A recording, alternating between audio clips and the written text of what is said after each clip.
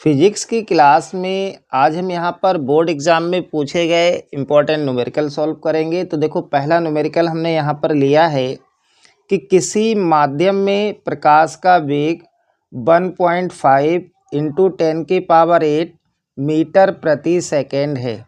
कह रहा है इस माध्यम से हवा में जाने वाली किरण के लिए क्रांतिक कोण ज्ञात कीजिए। तो देखो, क्वेश्चन में सबसे पहले आप ये देखो कि इसमें गिवन में क्या दे रखा है आपको और क्या आपसे कैलकुलेट करवा रहा है।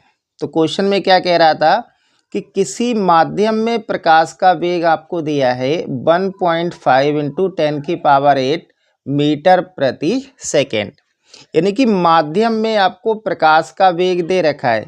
v दिया है 1.5 इंटू 10⁸ मीटर प्रति सेकेंड। ये आपको माध्यम में प्रकाश का वेग दिया है और कह रहा है माध्यम से हवा में जाने वाली किरण के लिए क्रांतिक कोण ज्ञात कीजिए। अब देखो, क्रांतिक कोण को C से डिनोट करते हैं, तो C equal to question mark. ठीक है, अब यहाँ पर आप क्या करेंगे, फार्मूला लगाइए आप। क्रांतिक कोण और अपवर्तनांक में जो रिलेशन का फार्मूला है वो आप यहाँ पर अप्लाई कर दीजिए, और ये फार्मूला होता है आपका n इक्वल टू 1/में साइन C, ये होता है। अब देखो, यहाँ पर C जो है ये क्रांतिक कोण है, या हम यहाँ से साइन C निकालना चाहें तो साइन C बराबर आएगा 1/में n। ठीक है, अब देखो n क्या है, n यहाँ पर अपवर्तनांक है, और आपको बता दें कि n का मान क्या होता है, यानी कि अपवर्तनांक बराबर होता क्या है, अपवर्तनांक n बराबर होता है वायु या निर्वात में प्रकाश की चाल और माध्यम में प्रकाश की चाल का जो अनुपात होता है उसको अपवर्तनांक बोलते हैं। तो यहाँ पर जो C है ये वायु या निर्वात में प्रकाश की चाल है, यहाँ पर जो C है ये क्रांतिक कोण है, ये आप ध्यान रखना। ठीक है, तो अपवर्तनांक क्या होता है, n इक्वल टू क्या होता है, वायु या निर्वात में प्रकाश की चाल और माध्यम में प्रकाश की चाल का जो अनुपात होता है उसको अपवर्तनांक बोलते हैं। तो n का मान क्या होगा, C/v। ये जो n की वैल्यू है ये आप यहाँ पर पुट कर दीजिए। ठीक है, तो मैं इसको यहाँ पर सॉल्व कर दे रहा हूँ क्वेश्चन को, देखिएगा। तो ये हो जाएगा आपका साइन C इक्वल टू 1/में, और n के स्थान पर क्या रख देंगे आप, C/v।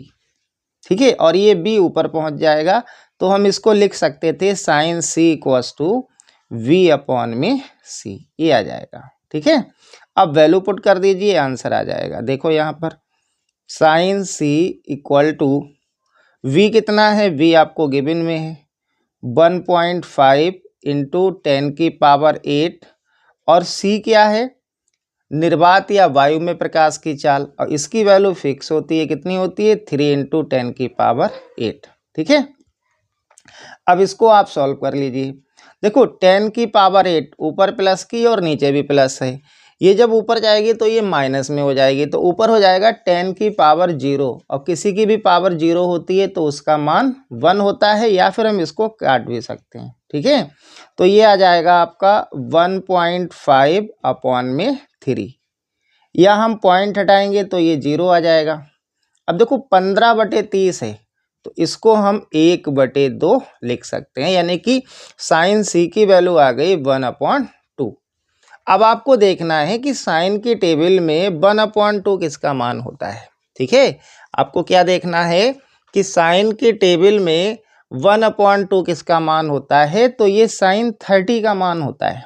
किसका मान होता है, साइन 30 डिग्री का मान होता है। तो आप इस टाइप से लिख लेंगे sine C equals to 30 degree. देखो, साइन से साइन कट जाएगा और ये क्रांतिक कोण C बराबर आ जाएगा आपका 30 डिग्री। तो समझ में आ गया होगा। ठीक है, अब देखो अगला क्वेश्चन सॉल्व करेंगे। अगला क्वेश्चन है आपका, कह रहा है √3 अपवर्तनांक वाले माध्यम में अपवर्तन कोण ज्ञात कीजिए जबकि आपतन कोण 60 डिग्री है। ठीक है, तो क्वेश्चन में आपको क्या दिया है, इस प्रश्न में आपको क्या दिया है, कह रहा है √3 अपवर्तनांक वाले, यानी कि अपवर्तनांक आपको दिया है, n दिया है आपको √3।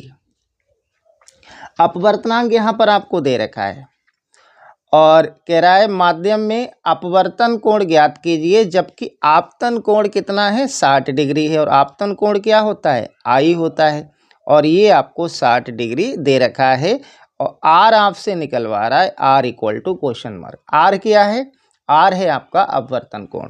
ठीक है, तो यहाँ पर आप स्नेल का फार्मूला लगा सकते हो, तो आप यहाँ लिख भी सकते हो स्नेल के सूत्र से। तो ये फार्मूला क्या होता है, फार्मूला होता है n इक्वल टू, ये होता है आपका साइन I अपॉन में साइन R, ये होता है। ठीक है, हमें कैलकुलेट क्या करना है, R निकालना है, तो आप क्रॉस मल्टीप्लाई कर लेंगे यहाँ पर, तो ये आ जाएगा sine R equal to sine I upon में n, वैल्यू पुट कर दीजिए। साइन I कितना है, 60 डिग्री है, तो आप लिखेंगे यहाँ पर साइन 60 डिग्री, और n कितना दिया है, √3 दिया है। ठीक है, अब देखो यहाँ पर आपको मालूम होना चाहिए कि साइन की टेबल में साइन 60 डिग्री की वैल्यू क्या होती है, तो ये वैल्यू होती है √3 अपॉन में 2, और डिवाइडेड बाय क्या है, देखो √3 है, तो इससे ये कैंसिल हो जाएगा, तो ये क्या आएगा, 1/2 आएगा। अब देखो फिर से 1/2 की वैल्यू आपको मालूम है, इससे पहले वाले भी क्वेश्चन में आया था कि ये साइन 30 का मान होता है, तो आप इसको इस टाइप से लिख सकते हो, sine R equals to sine 30 degree. तो यहाँ से साइन कट जाएगा, तो यहाँ आपका अपवर्तन कोण आ जाएगा 30 डिग्री, और ये इस क्वेश्चन का आंसर हो जाएगा।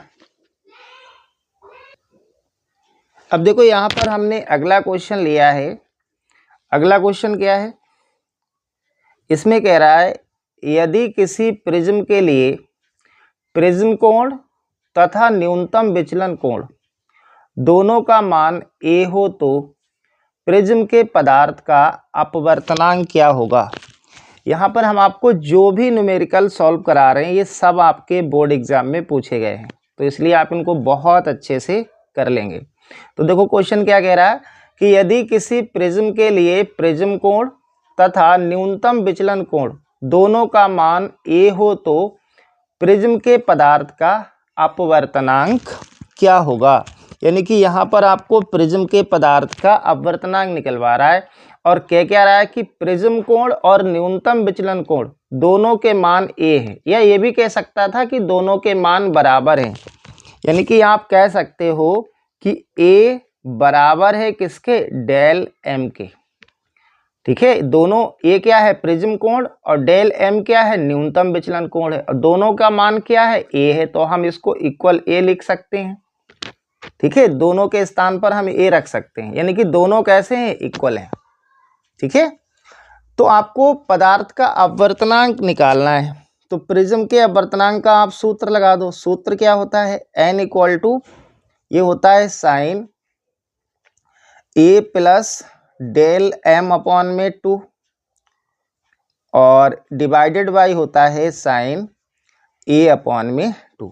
ठीक है, अब देखो A और डेल M दोनों कैसे हैं, इक्वल हैं, तो यहाँ जो आपको डेल M दिख रहा है यहाँ भी हम A पुट कर देंगे, तो इसको आप लिखेंगे n equal to sine A plus A upon में 2, और डिवाइडेड बाई क्या आएगा बेटा, ये आएगा साइन A अपॉन में 2। ठीक है, समझ में आ रहा होगा। अब देखो इसमें हम क्या करेंगे, ये जो A प्लस A है ये 2A हो जाएगा, और 2A अपॉन में 2, 2 से 2 कट जाएगा, तो बचेगा क्या, यहाँ से बचेगा साइन ए अपॉन में साइन ए अपॉन में 2, ए आ जाएगा। समझ में आ गया होगा आपको। देखो a प्लस ए है तो ये क्या होगा 2a हो जाएगा और डिवाइडेड बाई 2, तो 2 से 2 कट जाएगा तो क्या आ गया साइन ए अपॉन में साइन ए बाई 2। ठीक है, अब देखो इस क्वेश्चन को हम यहाँ पर सॉल्व कर रहे हैं। अब देखो साइन ए या हम बोलें इसको साइन थीटा, तो इसका एक फार्मूला होता है, आप ध्यान रखना, मैं बोल दूंगा आप लिख लेना। साइन थीटा बराबर होता है 2 sine A by 2 into cos A by 2। तो यानी कि साइन थीटा बराबर, फार्मूला यहाँ पर जो हम अप्लाई करेंगे तो साइन थीटा बराबर होता है 2 sine theta by 2 into cos theta by 2।